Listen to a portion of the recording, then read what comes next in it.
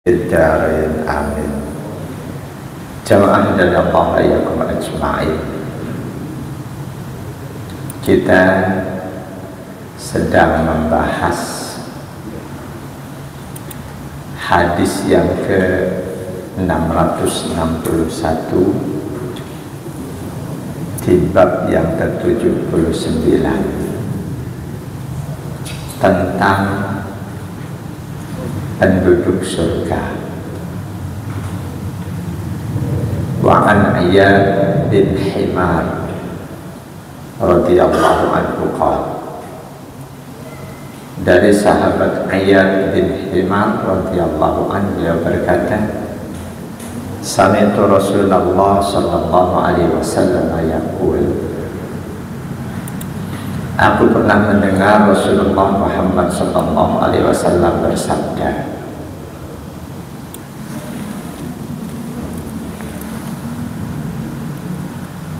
ahlul jannati salah satu,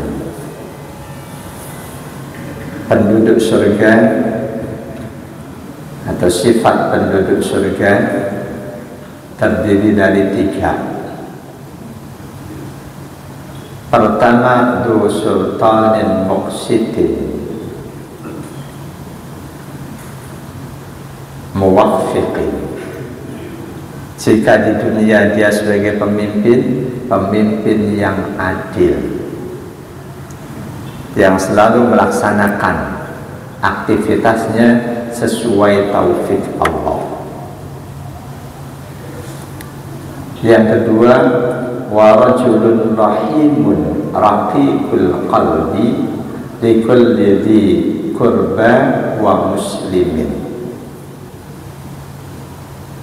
Sifat penduduk surga yang kedua, seseorang yang welas asih, rasa kasih sayangnya tinggi, hatinya halus lembut kepada setiap kerabat dan setiap muslim, maupun walaupun bukan kerabat. Jadi penghuni surga nanti orang-orang yang hatinya lemah lembut, penuh rasa kasih sayang. Dua itu sudah kita bahas. Lalu yang terakhir, yang ketiga, wa'afifun muta'affifun dua iyalin.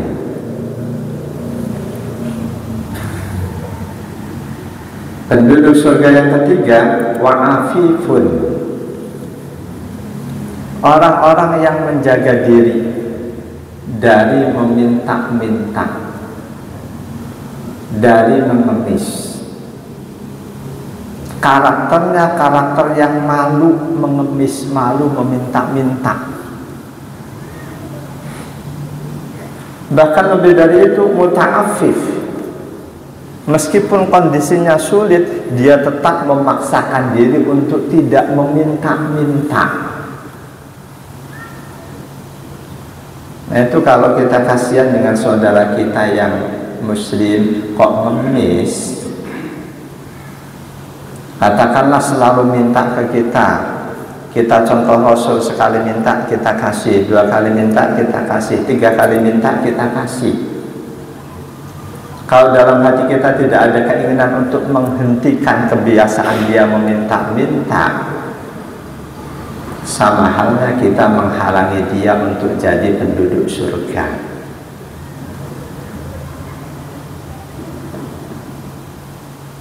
Jamaah dan Allah ayakum ajma'in. Di hadis yang lain, ketika ada seorang sahabat, ini masih di bab awal, bab yang ketiga, kisah seorang sahabat Nabi yang disuruh oleh ibundanya untuk menghadap Rasul untuk meminta kebutuhan hidup.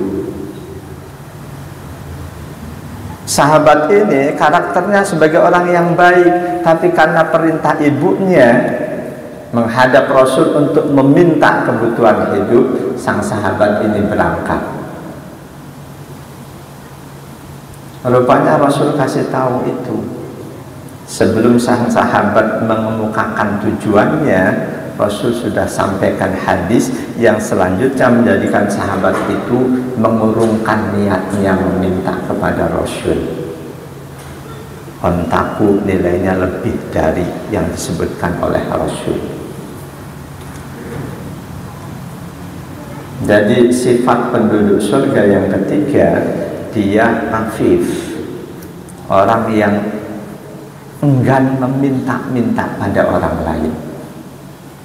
Muta'affif, bahkan walaupun sebetulnya hidupnya sulit, fakir, lebih dari miskin, tapi dia tetap menjaga diri untuk tidak meminta pada orang lain.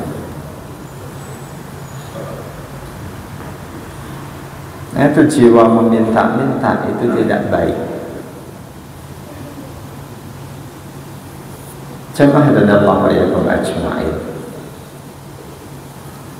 menjaga diri dari meminta-minta, bahkan walaupun kondisi sangat mendesak, fakir, itu satu sifat yang sangat dianjurkan oleh Allah, diperintahkan, disanjung oleh Allah.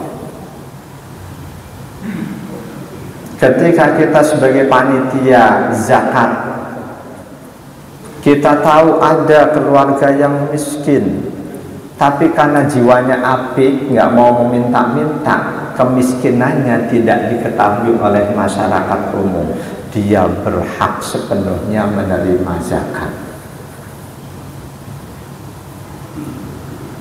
Ada banyak sahabat Nabi yang seperti itu. Di Al-Baqarah 273 dikisahkan tentang pentasorufan sedekah, lebih-lebih zakat. A'udzu billahi minasyaitonir rajim.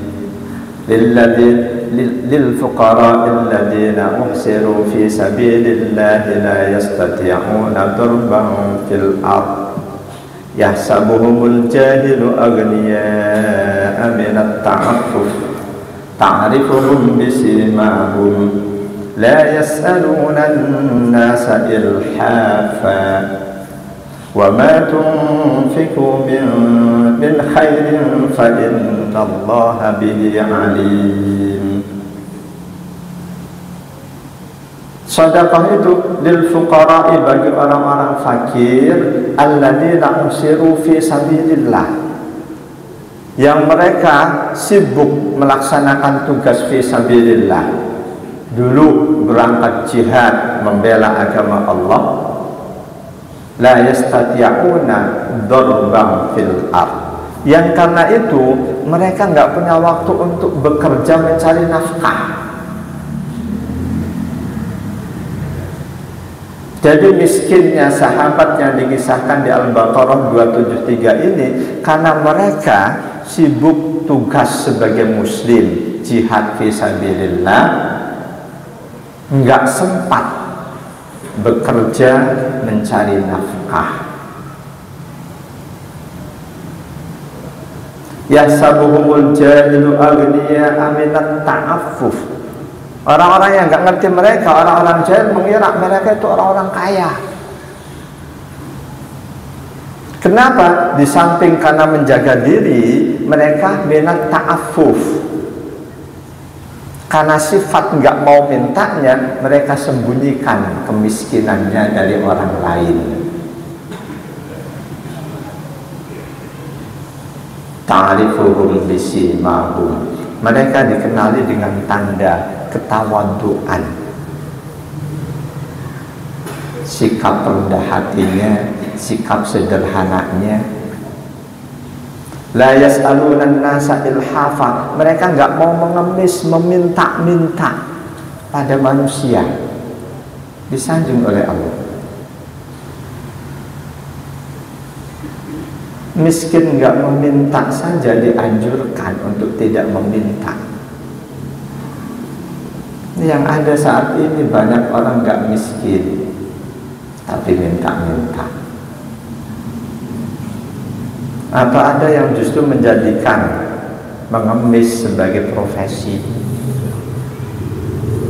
Lebih-lebih ternyata dari profesi mengemis dipublikasikan banyak orang yang punya deposito sampai miliaran. Ada ancaman Rasul, bahkan Rasul mengancamnya diawali dengan sumpah. Di antaranya, demi Allah, siapapun yang membiasakan diri untuk meminta, mengemis, maka Allah akan bukakan pintu-pintu kefakiran buat dia. Semakin mengemis, dia akan semakin fakir, jiwanya semakin miskin. Itu Rasul ucapkan dengan diawali sumpah. Sumpah yang lainnya, tidaklah sedekah akan mengurangi harta seorang hamba demi Allah. Ada 3 kalimat yang Rasul ucapkan diawali dengan sumpah. Satunya lagi, demi Allah, siapapun yang didolimi oleh orang lain, dia mampu untuk membalas tapi dia lebih memilih untuk bersabar, Allah akan muliakan dia. Jadi satu di antaranya, demi Allah, siapapun yang membiasakan diri, sekali dia meminta pada orang lain, Allah akan buka pintu-pintu kefakiran buat dia. Saya yakin kita semua yang ada di sini nggak termasuk ini. Barangkali ada di antara kerabat kita, keluarga kita yang demen meminta-minta. Dengan mengetahui ini, kita bisa sampaikan pada mereka. Kebetulan saya mengalami punya sepupu sudah meninggal, istrinya masih ada, saya nggak terlalu kenal. Sekali minta dengan alasan anak yatim. Di dekat rumahnya di Cakung ada kerabat yang lebih dekat kekerabatannya dibanding saya. Dia minta saya kasih, 2 kali minta saya kasih, 3 kali saya kasih. Saya ingat ini, perang batin, kasih enggak, kasih enggak. Setiap kali minta dia selalu ngomong, Ustaz jangan kasih tahu Pak D-nya anak-anak ya. Ini jadi ragu. Dalam syariat Islam, ketika seseorang meninggalkan anak, maka saudara kandungnya itu menjadi tugas menafkahi ponakan. Terakhir saya kasih nasihat. Ini permintaanmu terakhir yang saya penuhi. Kalau selanjutnya kamu masih meminta lagi kok saya kasih, sama halnya saya menghambat kamu untuk menjadi penghuni surga. Karena Rasulullah sudah menegaskan salah satu penghuni surga adalah orang yang afif, menahan diri untuk tidak meminta pada orang lain meskipun kondisi kehidupannya susah. Kemarin malam saya kirim, sampai saat ini belum ada respon dari dia. Apa ngambek, apa-apa saya nggak tahu. Di hati saya rasanya lebih plong. Nggak ngasihnya karena ingat bahwa mereka yang meminta-minta bukan salah satu penghuni surga.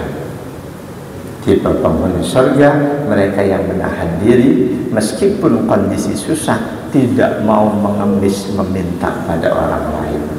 Cuma dalam hati saya selanjutnya tetap tanpa dia minta, ketika dalam hati ada dorongan kasih. Dan ini keluar dari apa yang disabdakan oleh Rasul. Berarti saya ngasih tanpa dia minta. Dengan begitu dia tidak masuk kategori peminta-minta. Jamaah dan Allah ajma'in. Jadi Al-Baqarah 273 ini mengisahkan tentang sahabat-sahabat Nabi yang otomatis menjadi fakir. Menjadi fakirnya bukan karena malas kerja, tapi karena tuntutan iman, jihad fi sabilillah, berangkat ke medan perang membela agama Allah. La yastati'una darban fil ardi, yang karena itu mereka nggak punya kesempatan untuk bekerja mencari nafkah. Memang selanjutnya syariat ketika dapat rampasan perang, mereka ini orang yang paling berhak menerimanya. Sikap mereka walaupun tidak kaya, walaupun miskin, tapi minat ta'affuf, mereka menjaga diri, memperlihatkan sikap yang tidak meminta pada orang lain, yang karena itu masyarakat luas menganggap mereka orang kaya, padahal tidak. Jemaah dan Allah iyyakum ajma'in.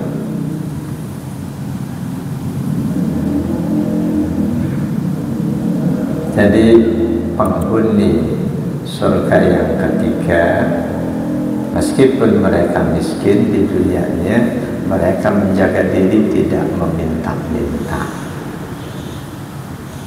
Dalam kitab Ihya Ulumuddin, ini hampir nggak ada ulama lain yang membahasnya. Imam Ghazali menulis tentang bab khusus, babu adabil faqiri fi faqrihi, bab adab etika orang fakir, orang miskin berkaitan dengan kemiskinannya.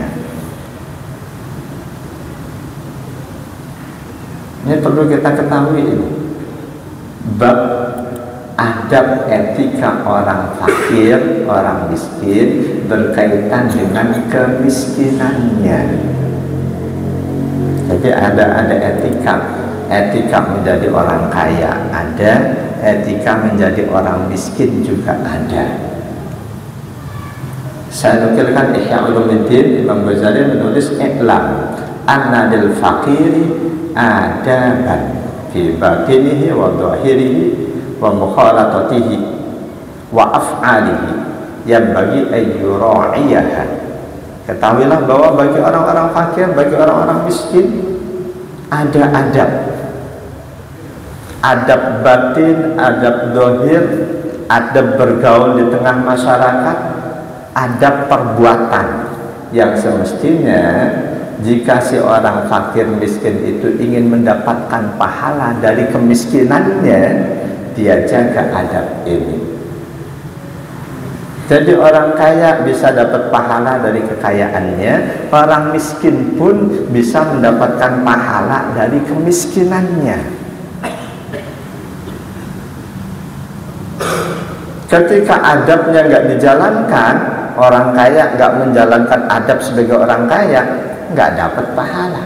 Demikian pula orang miskin tidak menjalankan adab sebagai orang miskin, dia tidak akan dapatkan pahala dari kemiskinannya. Fa'amma adabu batinihi fa'alla yakuna fihi karahiyatan limabtalahu Allah Ta'ala bihi minal faqri. Nah, adab batin yang harus dimiliki oleh orang fakir, orang miskin agar dapat pahala adalah jangan membenci apa yang sudah ditetapkan Allah pada dia. Miskin kaya, sukses gagal, sehat sakit, itu semua ketetapan Allah. Tentu taunya kita itu ketetapan Allah setelah kita ikhtiar. Kita ikhtiar untuk sehat, hingga hari ini belum sehat, itu ketetapan Allah. Untuk hari besok gimana? Ikhtiar lagi. Ketika belum sehat juga, berarti belum sehatnya kita, ketetapan Allah. Demikian juga orang miskin, dia ikhtiar tapi tetap belum lepas dari kemiskinannya, berarti miskin itu ketetapan Allah. Adab pertama, adab batin buat orang miskin, terima kemiskinannya, terima apa yang sudah ditetapkan oleh Allah itu, jangan dia benci.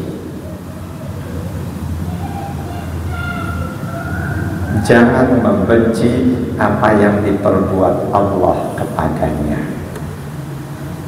Ini ada paling dasar.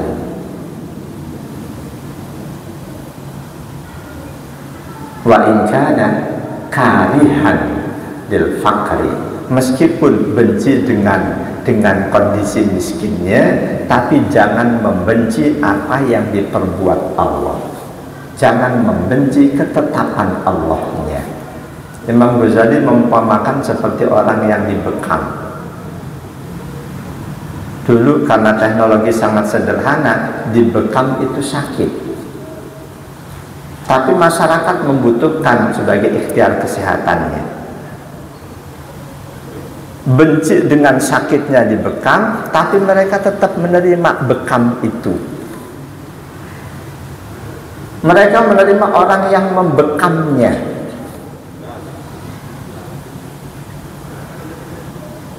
Demikian juga kita, mayoritas manusia nggak suka dengan kondisi miskin. Ketika miskin itu Allah yang menetapkan, jangan membenci ketetapan Allah. Bahwa kita membenci miskinnya, ya nggak ada masalah. Karena kita membenci miskinnya, besok kita ikhtiar lagi. Allah tetapkan masih miskin, terima. Besok ikhtiar lagi, Allah masih tetapkan miskin, terima. Ini adab pertama buat orang miskin. Terima ketetapan Allah. Apa yang sudah terjadi itu ketetapan Allah. Yang belum terjadi kita ikhtiarkan, kita usahakan. Jamaah dan Allah wa iyyakum ajma'in. Jadi jangan membenci ketetapan Allah meskipun kita benci dengan miskinnya. Karena kita benci dengan kondisi miskin, kita ikhtiar supaya tidak miskin. Ikhtiar itu perintah Allah, tapi ikhtiar bukan penentu. Tetap penentunya Allahnya. Sebaik apapun ikhtiar kita, jangan pernah diyakini kalau kamu ikhtiar seperti ini pasti kamu berhasil. Ini mengarah menjadi syirik. Karena penentu itu Allah. Bahkan Rasulullah pun tidak dijamin siapapun yang beliau nasihati pasti akan masuk Islam, enggak. Jika memang dakwah terbaik menjadi kepastian seseorang dapat hidayah, harusnya semua yang didakwahi oleh Rasulullah dapat hidayah. Faktanya tidak. Abu Lahab, Abu Jahal, ini pernah paman Rasul, oleh Rasul didakwahi. Jadi dapat hidayahnya seseorang bukan dakwah yang indah, bukan karena dakwah yang baik, karena ketetapan Allah. Kita nggak suka dengan kondisi miskin, kita kerja banting tulang sebaik-baiknya,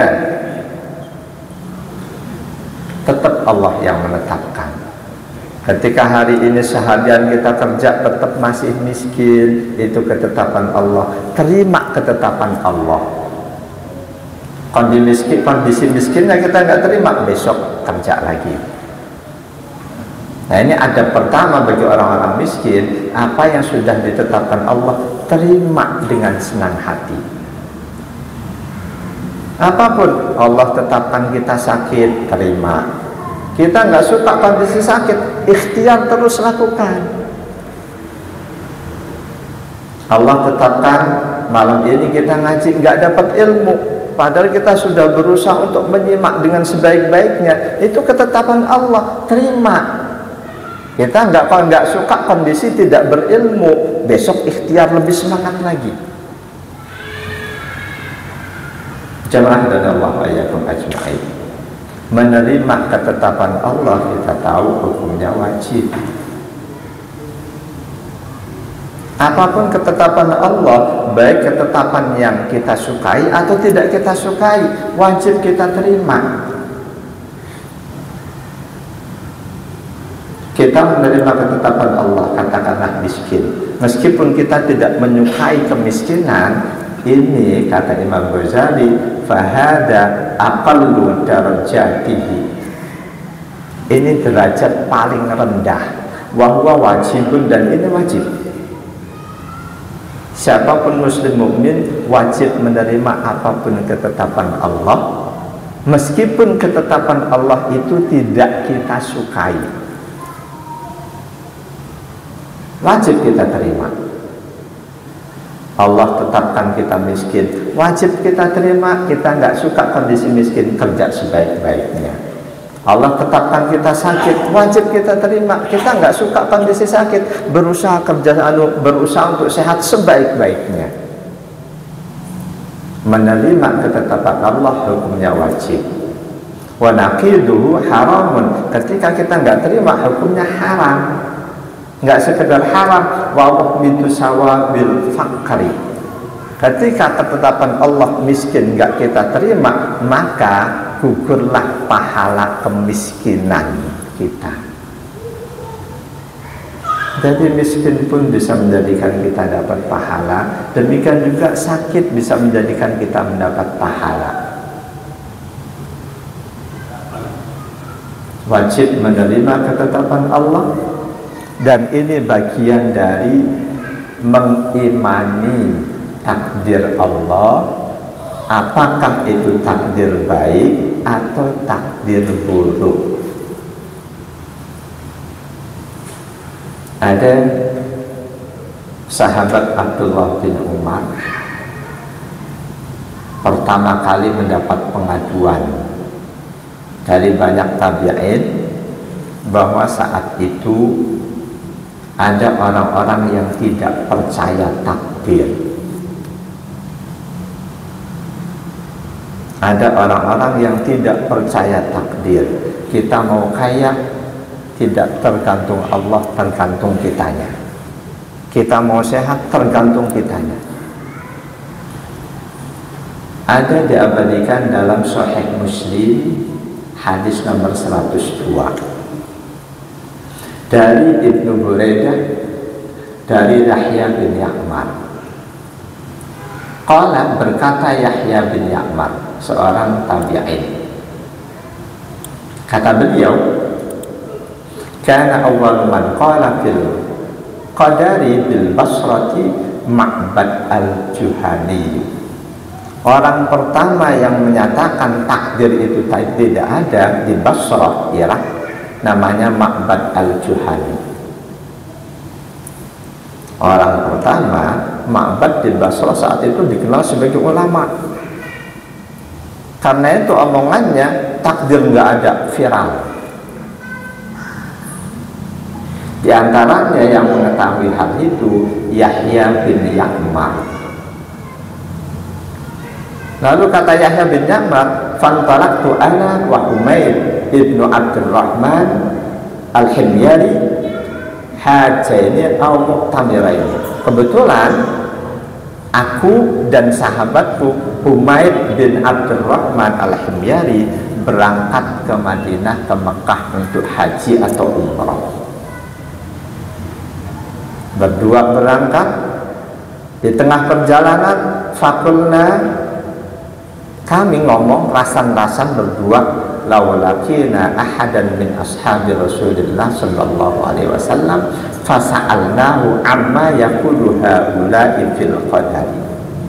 Moga-moga aja kita bisa ketemu dengan salah satu sahabat Nabi di sana di Mekah nanti. Kalau kita bertemu dengan suatu sahabat Nabi, kita akan adukan kepada beliau tentang mereka orang-orang Basrah yang mendapat guru ngaji yang mengatakan takdir itu tidak ada. Fawuffiqa lana Abdullah ibn Umar bin Khattab. Ternyata Allah takdirkan kami berjumpa dengan Abdullah bin Umar bin Khattab alias Ibnu Umar. Ketika kami jumpa dakhilal masjidah, saat itu beliau sedang berjalan masuk ke dalam masjid. Faqtaraftuhu ana wa sahibi ahaduna an yamini wal akharu an shimali. Aku pun segera mendatangi beliau. Aku duduk di sebelah kanan beliau, Ibnu Umar. Sahabatku duduk di sebelah kiri beliau. Fadlantu anna sahibi sayakilul kalam ilayya.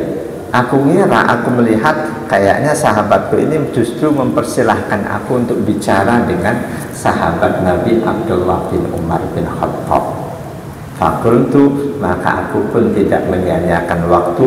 Aku langsung berkata, ya Aba Abdurrahman, panggilan untuk Abdullah bin Umar bin Khattab Abu Abdurrahman, karena beliau punya putra Abdurrahman. Wahai Abu Abdurrahman, innahu qad dhahara kibalana nasun yaqra'una al-Qur'ana wa yaftakiruna al-ilma wa dzakara min sya'nihim annahum yas'umuna an la qadara. Sangat jelas di tengah masyarakat kami orang-orang yang selalu membaca Quran, orang-orang yang selalu mempreteli mengkaji Quran. Sayangnya mereka justru menyimpulkan bahwa tidak ada takdir Allah.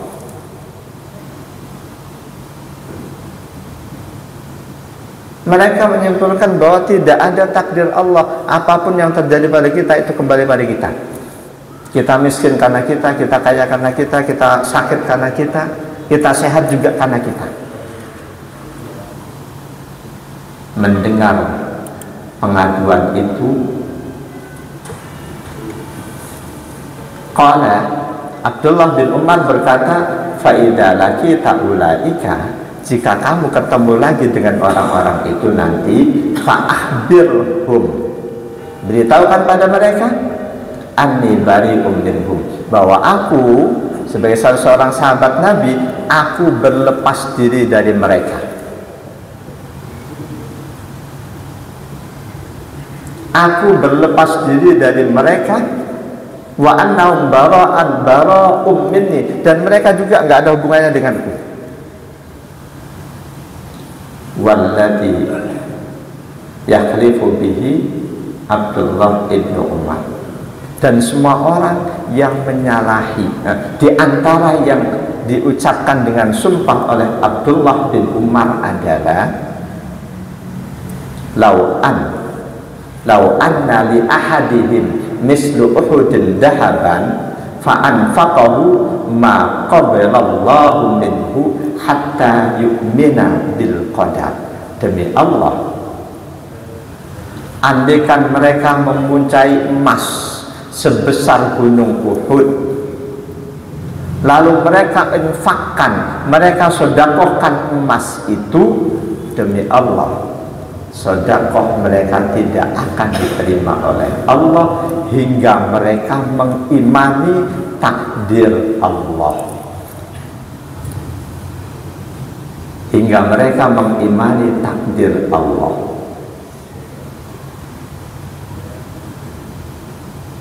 Sumakala, lalu Abdullah bin Umar menyampaikan hadis, yang hadis itu beliau terima dari ayahanda beliau, Umar ibn Khattab.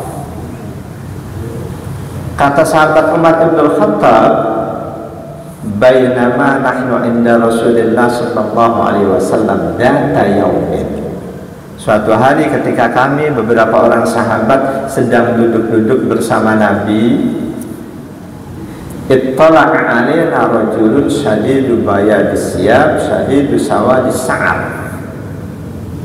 Tiba-tiba datang seseorang yang pakaiannya sangat putih, rambutnya sangat hitam.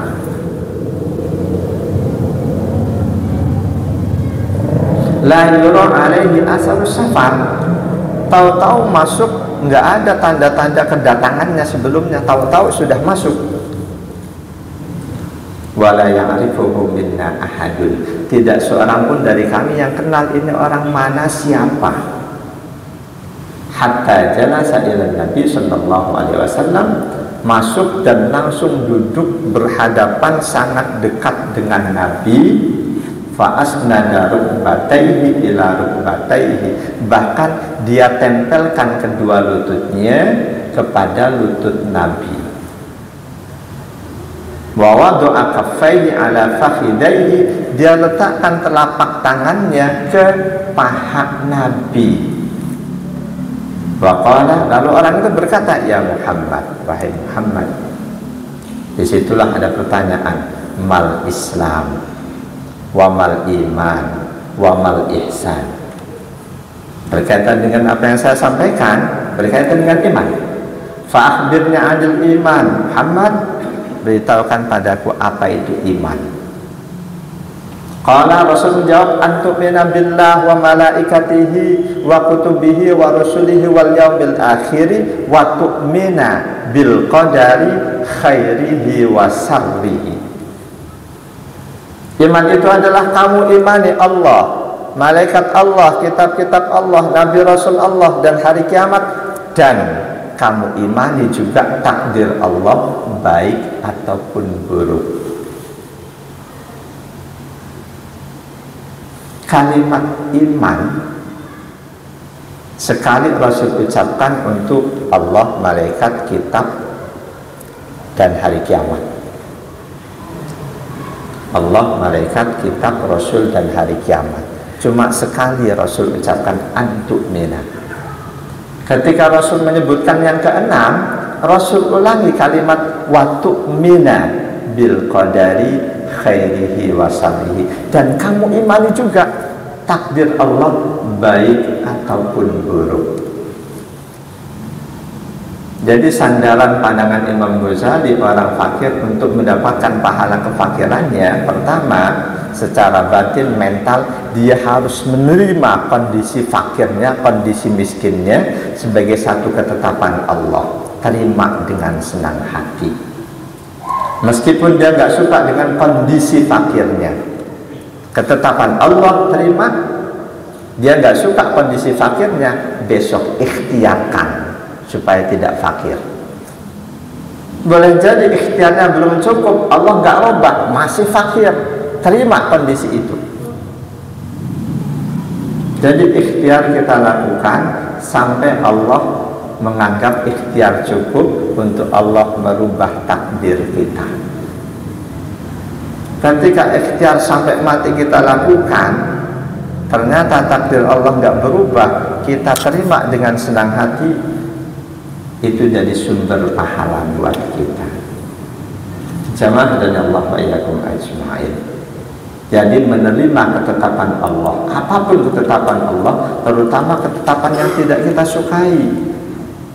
Kalau ketetapan yang kita sukai, Allah tetapkan kita sehat, pasti kita terima. Allah tetapkan kita kaya raya, pasti kita terima.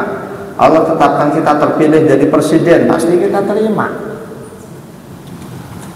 Menerima ketetapan Allah, meskipun ketetapan itu tidak kita sukai, hukumnya wajib. Kata Imam Ghazali, wa huwa makna qaulihi sallallahu alaihi wasallam, inilah makna ucapan Rasul, ya maksarul fuqara, wahai orang-orang fakir, uqtullahar ridha, berikan keridhaanmu atas ketetapan Allah itu, berikan kepada Allah. Wahai orang-orang fakir, berikan keridhaanmu atas ketetapan fakir dari Allah. Min qulubikum, keridhaan dalam hatimu, tadfaru bisawabi fakrikum, niscaya kamu akan mendapatkan pahala dari kefakiranmu. Ini bagian dari akidah, menerima ketetapan Allah apapun itu. Kita terima dengan senang hati bahwa ketetapan itu, kondisi itu tidak kita sukai, kita ikhtiar besoknya. Wa illa, jika kalian tidak menerima ketetapan Allah itu, fala, maka pahala tidak kamu dapatkan. Hadis ini dari sahabat Abu Hurairah radhiyallahu anhu, diriwayatkan oleh Imam Ad-Dailami. Dari menerima ketetapan Allah, meskipun kita tidak menyukai ketetapannya, itu kondisi wajib paling rendah.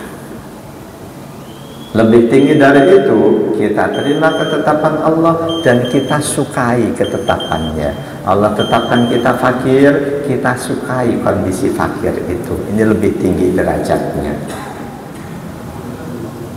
Lebih tinggi lagi dari itu, kita terima ketetapan Allah, kita sukai ketetapannya, dan kita berusaha untuk menjadi sesuai ketetapan Allah.